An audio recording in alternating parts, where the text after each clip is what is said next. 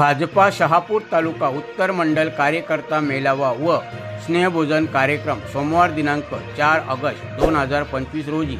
मातोश्री lawns Mumbai Nashik highway Kasara येथे मोठ्या थाटामाटात संपन्न। ह्यावेळेस कार्यक्रमासाठी प्रमुख उपस्थित माननीय श्री कपिल पाटील माजी राज्यमंत्री भारत सरकार, माननीय श्री पांडुरंगजी बरोरा माजी आमदार शहापूर तालुका, मा श्री देवेशजी पाटील प्रदेश उपाध्यक्ष भाजपा युवा मोर्चा, माननीय श्री जितेंद्रजी डाकी अध्यक्ष भाजपा ठाणे जिल्हा ग्रामीण, माननीय श्री भास्करजी बालकृष्ण जाधव अध्यक्ष भाजपा शहापूर तालुका,